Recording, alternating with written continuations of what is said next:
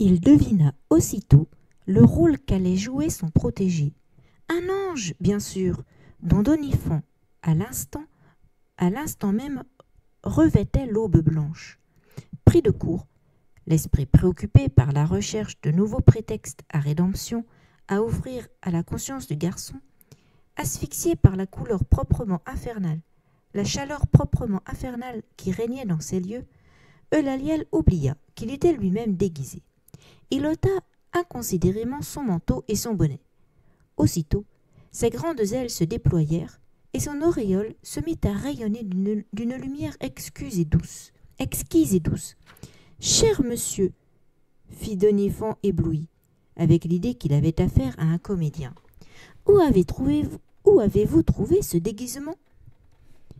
Il s'avança, et coulant dans les yeux de l'ange le plus tendre de ses regards, tandis que Laliel ne pouvait pas détourner le sien, il soupira. « J'aimerais tant porter ces ailes avec cette auréole. Ce serait parfait avec cette aube blanche, non ?» Dans un état second, incapable de résister à tant de suavité, et trop innocent pour comprendre qu'il se faisait plumer, Eulaliel confia ses ailes et son auréole à Donifan.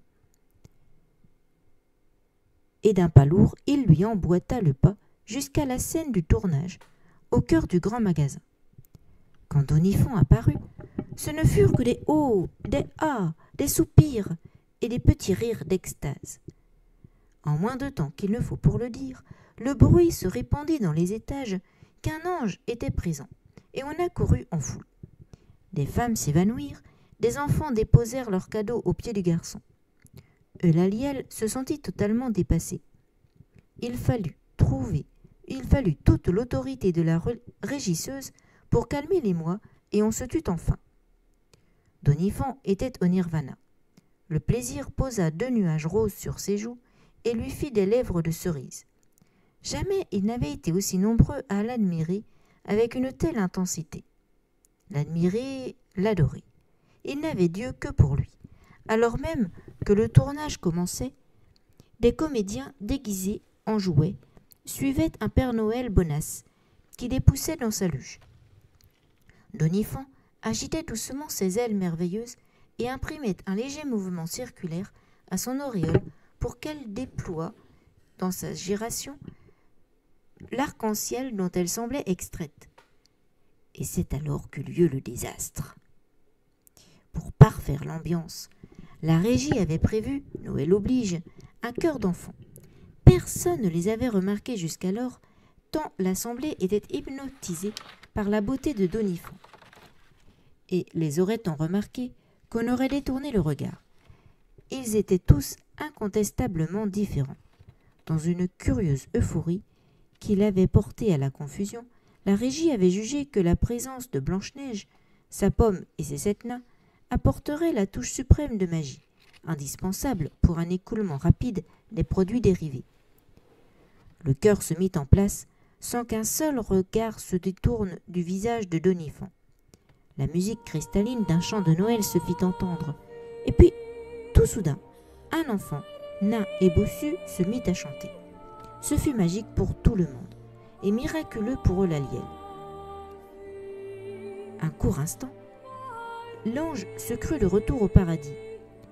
Le bossu chantait l'amour de la mère pour l'enfant, l'attente de Noël, et avec sa voix, c'était tout l'amour de Dieu qui se déversait dans le cœur du public. Les spectateurs pleuraient doucement de bonheur, leurs têtes ployées comme celles des colombes, l'âme suspendue à cette cantate. Le petit bossu interprétait sa partition avec toute sa foi.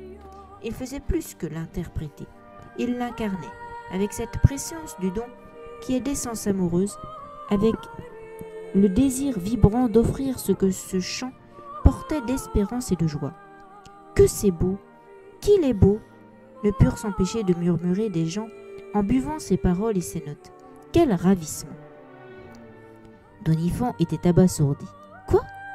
Cet être difforme lui volait son public. Et cette voix merveilleuse, oh, il la voulait pour lui, mais comment l'avoir? Il comprit d'un seul coup qu'il aurait beau charmer le nain, il ne pourrait jamais posséder ni sa voix ni son don. Pour la première fois de sa vie, quelque chose qu'il convoitait lui était refusé. Alors, Son visage se tordit de douleur. La jalousie contracta ses traits, et lorsque la foule applaudit à tout rompre, Doniphan verdit de mauvaise tête. « Non, mais regardez ce bouffon !» siffla-t-il en agitant rageusement ses ailes. « Regardez-le avec sa bosse !» Jamais souffrance plus vive ne fulgura dans l'âme de Laliel. Cet enfant, car c'était encore un enfant, qu'il devait protéger, brûlait de frustration haineuse, et ce spectacle était d'une laideur insoutenable. Scandalisée par l'insulte, la foule gronda. « Mais que c'est abominable! Quelle honte !» s'écria une femme en tournant les talons, tirant ses enfants à sa suite.